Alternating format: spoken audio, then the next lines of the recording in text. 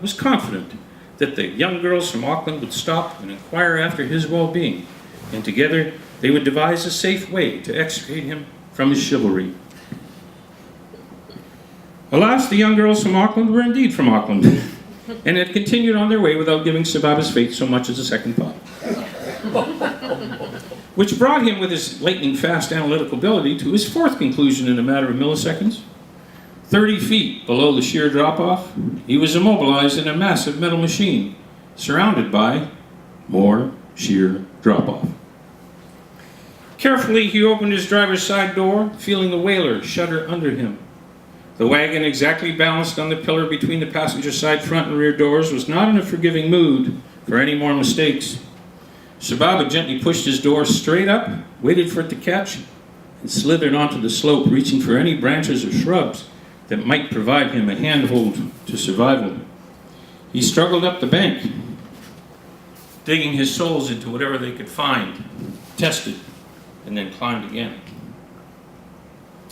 20 minutes after his tumble, Dr. Sababa emerged scratched and shaken but safe onto the gravel roadbed that had tried to kill him. The silence was unnerving. He began to stumble back towards the Whitianga turnoff, but had not walked far before he caught a lift with a farmer heading into town. "What happened to you, Mike?" the farmer asked. Sababa told him the short version, emphasizing his shock and surprise at the actions of the young girls from Auckland. "Hey, we call them Jaffas," he said. "Jaffas?" asked Sababa. "Just another fucking Aucklander," said the farmer. "You'll likely meet a few more before you die." A period of silent contemplation followed. "There's supposed to be 309 curves in this road," Sababa said. "And?" asked the driver. "I likely didn't make 50 of them." The farmer dropped Dr. Sababa at a garage on the edge of the township. A thin, older man in blue overalls came out from under a car. He hadn't said a word before Sababa launched into a cathartic explanation of his travails, the accident, the predicament of the bronze whaler and its relationship with the rest of the family, the Jaffas, and other topics, some totally irrelevant. "It's down the 309 road," he said, finally, as an admission of defeat. The mechanic motioned him to get into a dilapidated tow truck the same color as his overalls. He didn't speak as they drove back down into the belly of the beast. Less than 50 curves later, Sababa pointed to the edge of the road he had taken the whaler over. The mechanic motioned him out of the truck, exited his own door, and went around to the business end of the vehicle.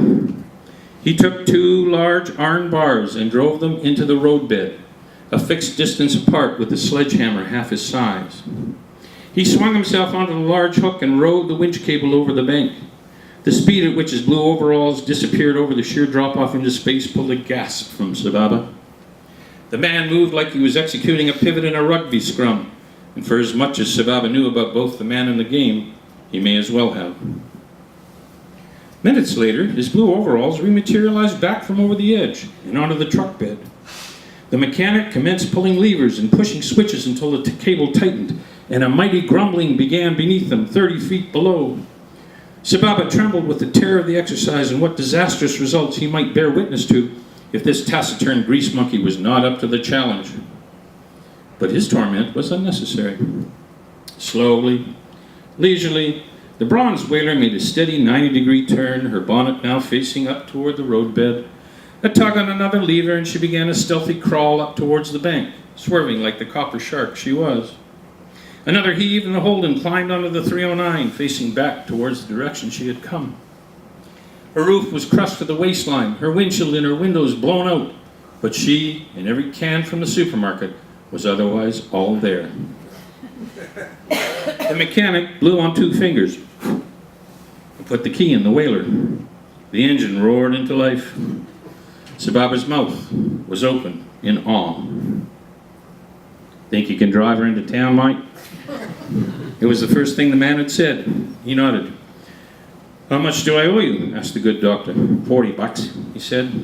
Sababa paid him before anything more could happen and watched the mechanic drive away. Clearly, there were all kinds of Kiwis, and this man was a seraphim angel of the highest order.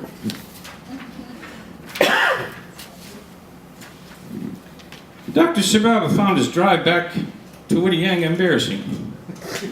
He felt every vehicle he passed snickering at the whaler, especially because his visibility was windy and less than 5 inches high. He pulled into Uncle Bill's driveway, half relieved and half paralyzed, to find the old man still sitting on the deck where he had left him, not 3 hours earlier. Quick trip up the peninsula, observed Uncle Bill. Less up than over, Sababa said. How'd you like the 309? Asked Bill. The road of excess leads to the palace of wisdom, he said. Looks like you found a little of both today, said Uncle Bill. Bill, Sababa asked, you know anything about Jaffas? Oh, they live in the Bombay Hills, he said, and in the clouds above us.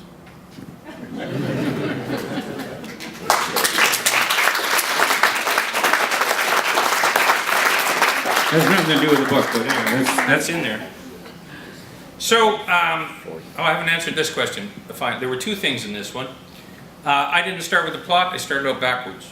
Okay? And there's a second thing here, that some literary works are journey towards paradise, but I started in paradise and worked backwards, and the only direction from delight was disorder.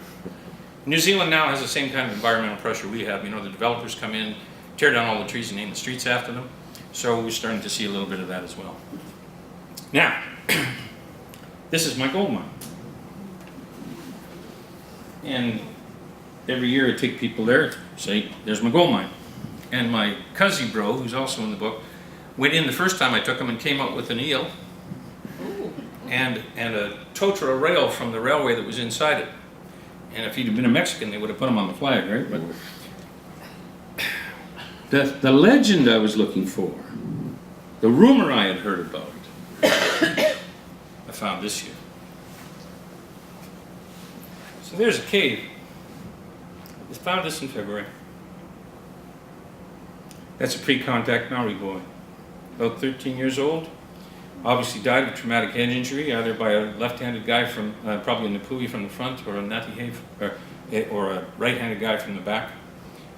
His dentition is classic pre-contact. No osteomyelitis, no cavity, or, no fillings. So he's there. No naval button, no greenstone club, but I haven't looked all the way in the back yet. So that's just how bizarre it is when life imitates art. Because I had finished the book when I found this. I guess, oh, sorry. So I'm happy to answer any questions if you have any, because you may have some or you may have none. I'd like to have seen a picture of the Holden after the trip. I didn't take one of those, John. But I ended up having to pay my cousin bro quite a bit of money for the car. That was his work vehicle, actually. Non-negotiable. Non-negotiable. No, I wasn't going to argue with him. I had no insurance. So, yeah. Okay, I will tell you about a couple of things. While I was down at the Bolthole last year, I wrote another book. This is not the cover of it. This is just a mock-up. But The Bandits of Madagascar should come out, I'm hoping, in maybe July, August. I'm just having it sort of edited now and covers designed. And that's a humdinger. I'm back to narrative nonfiction. I can't handle this fiction stuff. Except the one after that, the one I'm writing now, is also fiction. Or not. Because not only did Dr. Sababa die at the Bolthole, Dr. Sababa was born in the Bolthole. So the next book is called The Case Book of Dr. Sababa, and is a compendium of all of the interesting cases that Dr. Sababa has had over the years. So if any of you in this room would like to be part of that, you may have no choice. Okay, so how do you get the book? Well, you can get it, the ebook on Amazon and Kobo, and I screwed up Lulu, so you can't get it yet on iBooks and Nook. You can get the print book on Amazon, CreateSpace. There's some New Zealand sources for it. As soon as my microphone arrives, I'll do an audio book. Or you can get it here, because I've got a few copies. Not a lot, but I'll sign them for you. Cost is $25 each, cash. I have my other books here if you want, and I'll cut you a deal on those, because I'm in a good mood. So one for 25, two for 45, three for 65, four for 5 for 100, and if you want more than 5, come and talk to me. And that, ladies and gentlemen, is the presentation.